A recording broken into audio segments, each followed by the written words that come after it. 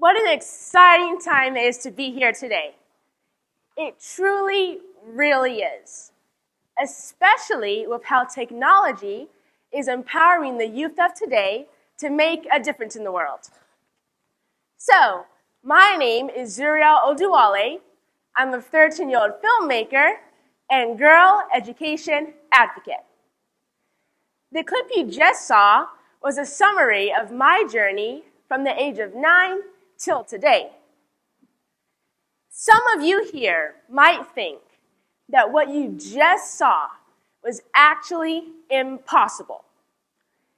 You might think, how can a young girl without any major TV network backing her or any major media house platform backing her meet and interview 19 presidents in the space of just 3 years? There's also another clip that I probably won't show, but if I did, many people would ask how it's possible for a 13-year-old girl to make peace between two countries at the United Nations. So we youth know positive and good things when we see them. Sudanese billionaire Mo Ibrahim encouraged good governance amongst African leaders. So he started the annual Mo Ibrahim Awards in 2007. When I was 11, in 2013, I started the annual Dusisu Awards for First Ladies because of the impacts that they can make in the development of children's education. So far, the First Ladies from 3 different countries have received the award. They are the First Ladies of Tanzania, Kenya, and Namibia. 我不喜欢看儿子不去学校。我想喜欢看儿子去学校。Yeah, that's Chinese. 学校很好. So as you mentioned, that's Chinese. Oh, 你好. Which I can speak fluently. And if you want a translation of what I just said, you can see me after the program. But anyway, the question of today is very, very simple. Can young people make a global impact? I believe so for many reasons, and not just because you've just seen or just heard.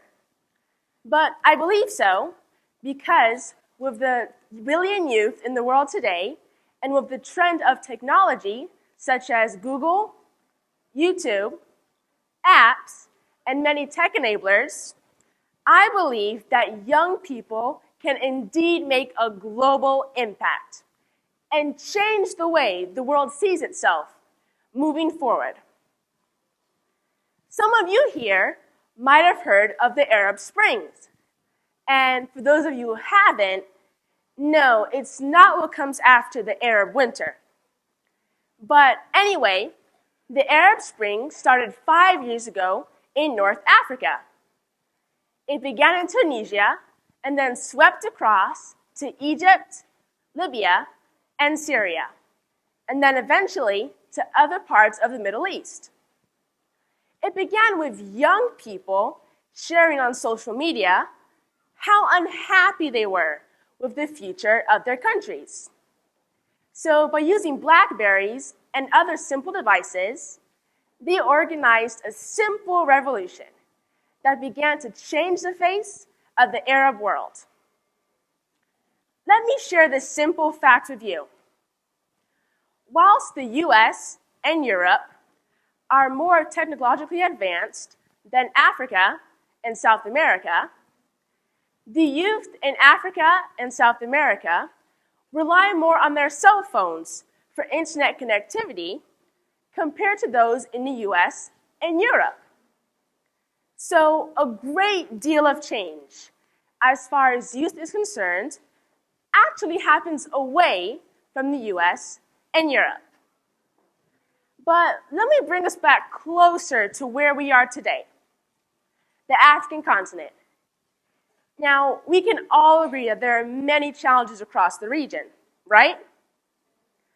But some of these can be addressed if more people were educated, can stand up for themselves, know their rights, and can contribute to the development of their societies. Also in Africa, it seems to be more of a challenge for girls to go to school compared to boys. Now, some of these are cultural reasons, and others are poverty-related reasons. But just think how much influence we all can make if we are not just educated, but empowered to be ourselves, and how we can use technology to change the quality of our lives. In 2013, when I was 10, I met with the president of South Sudan, His Excellency President Salva Kiir Mayardit.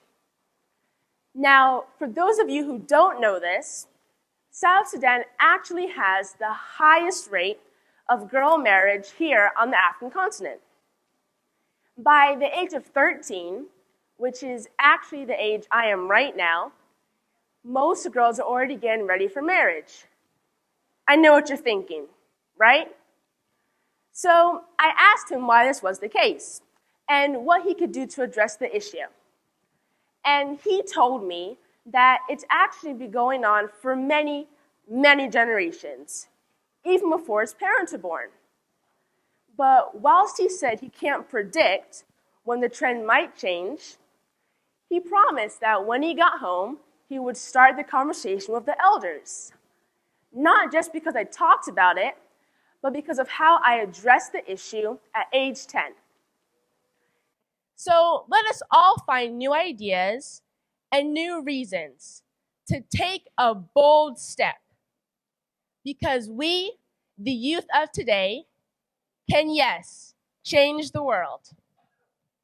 Eshe, Darlo, Nagode, Xie xie. Thank you all very much.